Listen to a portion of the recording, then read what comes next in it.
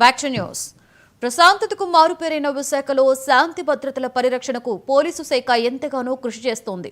వైజాగ్లో స్థానికేతరుల సంఖ్య నానాటికి పెరగడంతో పాటు నేరాల సంఖ్య కూడా పెరిగిపోతుండటంతో ఆరోపణలు వస్తున్నాయి.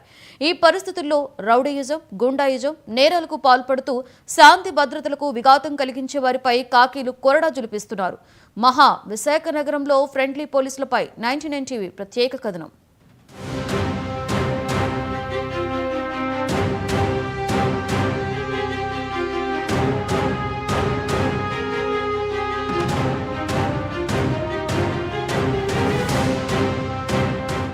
ఖాకీలు అంటే ఒకప్పుడు జనానికి భయం. పోలీస్ కనిపిస్తే చాలు ఆమడు దూరం పారిపోయేవారు. ఇప్పుడు అందుకు భిన్నంగా ప్రజల్లో భయం పోగొట్టేందుకు 2025 ఫ్రెండ్లీ పోలీసింగ్ విధానం అమలైంది. దీంతో జనంలో ఖాకీల పట్ల ఆదరణ పెరిగింది. అప్పటి నుంచి జనానికి ఏ కష్టం వచ్చినా పోలీస్ స్టేషన్ తలుపులు తడుతున్నారు. ప్రజలకు ఏ కష్టం వచ్చినా మేమున్నామంటూ పోలీసులు భరోసా ఇస్తున్నారు. గత కొన్నేళ్లుగా ప్రజా ఫిర్యాదుల వేదికను ప్రవేశపెట్టడంతో స్టేషన్ల పరిధిలో న్యాయం జరగదని అనుమానం ఉంటే జనం నేరుగా పోలీసు ఉన్నతాధికారులను ఆశ్రయిస్తున్నారు. వీటన్నిటి వల్ల ప్రజలకు పోలీసులకు మధ్య స్నేహపూర్వక వాతావరణం నెలకొంది. సీసీ కెమెరా లేక రాత్రిపూట దొంగతనాలు సరిగ్గా జరుగుతున్నాయి. అదేవిధంగా ఈ మధ్య మున్సిపల్ కార్పొరేషన్ వాళ్ళు అమర్చిన పెద్ద ఎల్ఈడి లైట్లు పగలగొట్టేసి నైట్ టైం దొంగతనాలు ఎక్కువ జరుగుతున్నాయి. అదేవిధంగా ఈవినింగ్ టైం ఈ కుర్రవాళ్ళు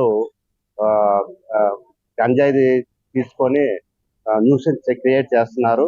అదేవిధంగా కొంతవరకు ఇజ్రాయెల్ కూడా న్యూసెన్స్ క్రియేట్ చేస్తున్నారు.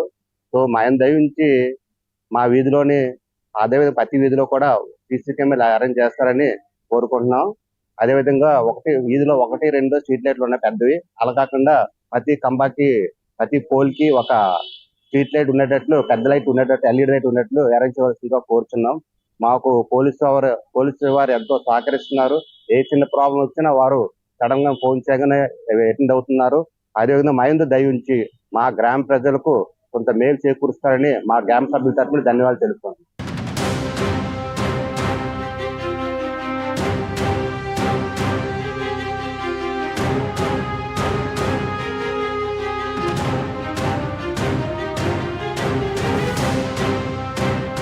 పోలీసు శాఖ నేరాల నియంత్రణ కోసం సాయశక్తులా కృషి చేస్తున్నా ఇంకా క్రైమ్ రేటింగ్ అదుపులోకి రావడం లేదు. చిల్లర దొంగతనాలు, చైన్ స్నాచింగ్లు, వాహనాల చోరీలు ఇలా నాన్ గ్రేవ్ కేసెస్ నమోదవుతూనే ఉన్నాయి. Visakha west police sub division పరిధిలో కంచరపాలెం ఎయిర్పోర్ట్ జోన్, గోపాలపట్నం, పెందుర్తి పరిధిలో చోరీలు ఎక్కువ జరుగుతున్నాయి. నిత్యం పదుల సంఖ్యలో ఫిర్యాదులు వస్తూనే ఉంటాయి. కంచర్లపాలెంలో నేరాల సంఖ్య ఎక్కువగా నమోదవుతుంది. స్ట్రీట్ లైట్స్ తగినన్ని లేకపోవడం, కొన్ని చోట్ల సీసీ కెమెరాలు నిఘా లేకపోవడంతో రాత్రి దొంగతనాలు, చైన్ స్నాచింగ్లు, బైక్ చోరీలు, పెట్రోల్ దొంగతనం సర్వసాధారణంగా మారాయి. ఇంతకు ముందు మీద ఇప్పుడు పోలీస్ వ్యవస్థ అంటే గౌరవం పెరిగింది.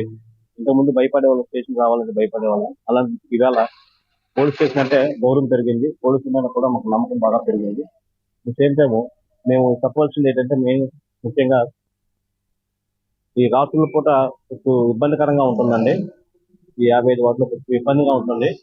నైట్ అయితే ఈ స్ట్రీట్ లైట్లు ఆపేయడం, ఇళ్లలోకి చొరబడడం అట్లా జరుగుతుందండి. సో పెట్రోల్ తీసేయడము, బళ్ళు పట్టుకోవడం అట్లా జరుగుతుందండి. దయచేసి వీటి మీద మీరు కొంచెం ఫోకస్ పెట్టి మాకు సీసీ కెమెరాలు ఏర్పాటు చేస్తే మీకు మేము ఎంతగానో రుణపడి ఉంటామని తెలియజేస్తున్నాము. దయచేసి మాకు ఈ సీసీ కెమెరాలు ఏర్పాటు చేయాల్సిందిగా కోరుకుంటున్నాం.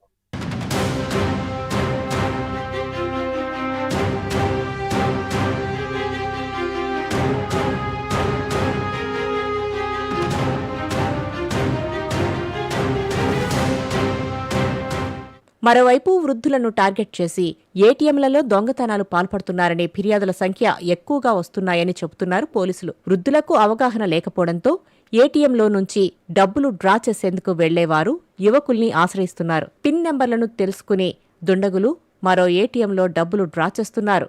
మరోవైపు వేసవి కారణంగా ఇంట్లో నిద్రపట్టక డాబాలపై నిద్రించే వారి ఇళ్లను టార్గెట్ చేసి అందిన కాడికి దోచుకుంటున్నారు. పార్కు చేసి ఉన్న బైకులను దొంగిలిస్తున్నారు.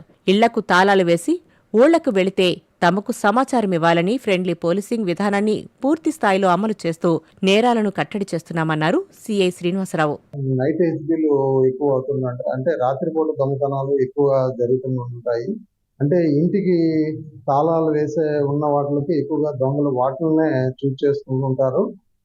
అలాంటి వాటికి మేము కూడాను అవేర్నెస్ మీటింగ్లు అవన్నీ పెట్టి ఇంటి భద్రత కోసం అది చెప్తున్నాము. అలాగే LHMS కెమెరాలు ఏర్పాటు చేయడం గురించి కూడా వాటిని నివారించడానికి చెప్తున్నాము.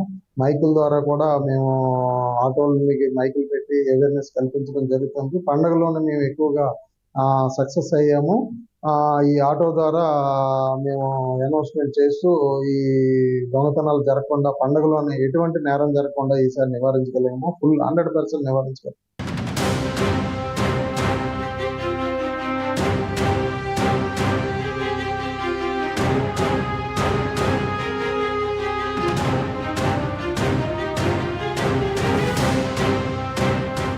శాంతి భద్రతల పరిరక్షణలో ఫ్రెండ్లీ పోలీసింగ్ విధానంలో ఖాకీల పనితీరు పట్ల విశాఖ వాసులు శాల్యూట్ చేయాల్సిందే.